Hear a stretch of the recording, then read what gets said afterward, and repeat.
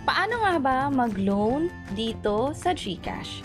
By the way, kung first time mo sa channel na to and gusto mo pa ng mga online tutorial videos katulad nito, please click the subscribe button. Ito yung pinakamagiging itsura ng G-Loan dito sa loob mismo ng GCash app. Bali, sa umpisa, kapag nag-login ka, mapupunta ka muna sa wallet mo. Dito mo makikita kung magkano ba yung laman ng GCash account mo, pero pwede ka ring mag-save. Ibig sabihin, mag-open ng mga bank account katulad ng BPI, Maybank, CIMB, Uno Bank at marami pang iba. This time, ang gagawin natin ay yung sa borrow na option, kung saan pwede natin ito magamit, lalo kung kinakailangan agad natin ng pera. At yung amount o yung pera na maloloan natin ay matatransfer dito sa wallet account natin. So, dito sa borrow, pumunta lang sa G-Loan. At makikita mo rito kung ilang buwan siya payable. Pwedeng 9 to 24 months. Anong interest yung applicable by the time na ginagawa mo na to. Sa ngayon, 1.59% per month at ang processing fee ay 3%. Ang pwede kong mahiram ay nasa 100,000 pesos. Depende ito sa account ninyo kung magkano yung pwede mahiram. Also, kung magkano rin yung i-allow ng GCash, pwedeng mas mataas o mababa. Kasi possible by the time na pinapanood mo to at sinusubukan mo na, baka magkaroon ng promo, katulad ng limited time offer, kung saan pwedeng mas mataas yung ipaloan nila sa'yo. At ngayon nga, may kasama na tong free insurance na pwedeng magamit kapag na-ospital. At i-check din natin kung mabilis ang approval. Also, yung pagbayad, kung madali lang din mo siyang gawin, i-explore natin yan sa mga succeeding videos. I-highlight lang din natin na itong loanable amount natin ay depende na rin kung gaano natin kadalas o paano natin nagagamit yung pinaka-GCash account natin. At kung sakali sa future kailangan ulit natin mag-loan sa GCash, nakadepende rin yan kung paano natin i-handle yung loan sa ngayon.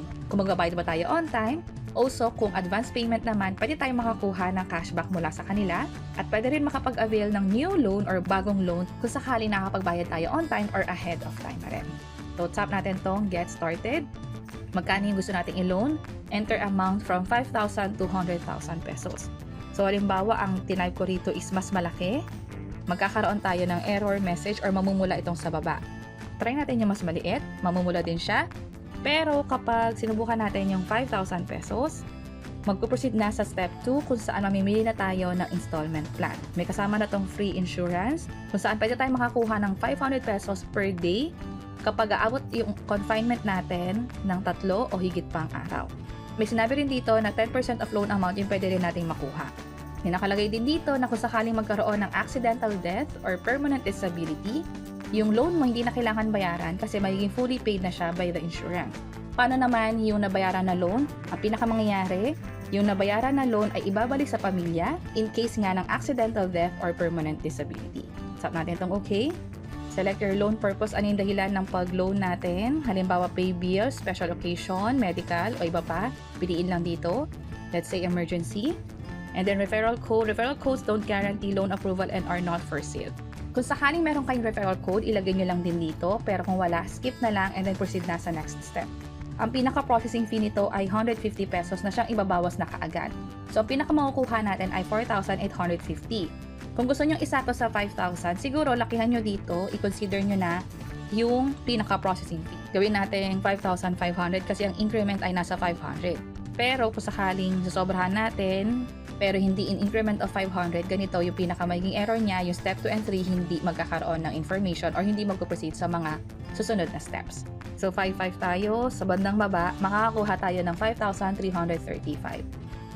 Pero ibalik ko sa 5,000 ulit, para alam ko na plainly ang utang ko ay nasa 5,000, okay lang sa akin na may bawas, at ang pinaka makukuha ko na lang talaga na amount ay nasa 4,850. Pero just in case na gusto ko i-maximize, halimbawa 100,000 pesos, ang babayaran ko in 24 months ay nasa 6,156. And then, loan purpose ko naman, let's say emergency ulit, ito yung pinakamakukuha ko, nasa 97,000, kung saan ibabawas na yung processing fee na 3%. Kung mapapansin nyo, kapag binabago natin yung amount, magbabago din yung number of months kung kailan siya dapat bayaran. So, pag 5,000 nasa 9 months, kapag naman 50,000, automatic magiging 12 months, kapag naman 100,000, magiging 24 months yung payable niya. This time, ibalik natin sa 5,000, scroll down tayo, nakapili na tayo sa step 3 kung saan emergency pinili natin sa purpose. Yung step 2, wala naman tayong pagpipilian ng installment plan, kahit i-tap ko to, automatically magpapalit siya. So, So sa pinakababa, pwede na tayo mag-proceed. Tap natin itong get this loan. Oops, so disconnect daw tayo. So mag-login lang ulit. So ulitin lang natin yung buong proseso. So login. And then borrow. Tap natin yung G-loan. Tap ko itong get started. And then enter the amount ang gusto mong i-loan. Sa step 3, pili tayo ng reason kung bakit tayo nag-loan. And referral code, kung meron, ilagay lang dito. Pero kung wala, skip na lang. Proceed tayo sa next step. Ito na, nasa 4,850 yung makukuha. Tap ko itong get this loan. Review your personal information. Ito yung detalye tungkol sa akin. Kapag okay na, tap ko itong next. At may mga karagdagan pang information katulad ng sa nickname, fill-upan lang natin ito. And then yung gender, civil status, ito yung option. Cellphone number, ilagay din natin. Yung landline naman optional, yung sa small business, nag-own ka ba ng small business? Yes or no? And then, yung emergency contact. Para sa emergency contact, yung mga option niyan, pwedeng yung immediate family member, katulad ng sa parents, kapatid, or sa asawa, anak. Pwede rin naman yung sa tito or tita, pinsan, o lolo at lola. So, fill-upan lang natin to. Kapag okay na lahat, sa pinakababa, i-tap lang itong next. Review your G-loan. Nasa pinaka-step 3 na tayo. I think ito na yung final step.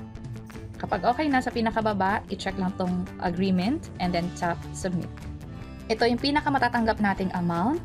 So ito yung principal kasama na yung one-time processing fee na binawas automatically. So monthly, ito yung babayaran ko. Magtatagal to ng 9 months. Ang processing fee ay nasa 150 pesos. Ang pinaka-due date ko ay next month, Feb 28, 2026. So may kasama na tong insurance. Ang lender natin sa ngayon ay yung Fuse. Check natin tong I agree sa Fuse financing. And also dito sa dalawang terms and conditions. Kapag okay na, i-tap tong continue. And then, i-confirm na lang natin. Hintayin ang code na ipapadala sa phone. Enter ko na. Tap natin tong submit. So, congratulations. G-loan is on the way. Makikredit daw to or mapupunta raw to sa GCash wallet natin within 48 hours. Makaka-receive din tayo ng confirmation via app dun sa inbox or email kapag na-deposit na.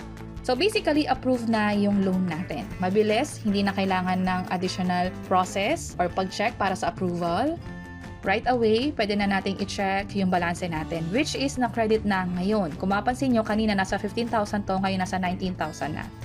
Dito sa transaction ko, meron ng G-loan disbursement at ito na nga yung amount na pwede na natin magamit for reason na kailangan natin. Mapa-emergency, travel, bills payment o iba pa. At yun yung buong proseso sa pag-loan dito sa GCash. Pumunta lang sa Borrow tab, dito sa G-loan, pwede na mag-proceed sa mga next step o sa mga information na hihingi nila para nga naman makapag-loan na. At sana nakatulong tong video na to. Kung pakiclick ang like button at para sa iba't ibang mga tutorial videos, pwede nyo i-check ito nasa baba. Sana makatulong. See you sa next videos. Bye-bye!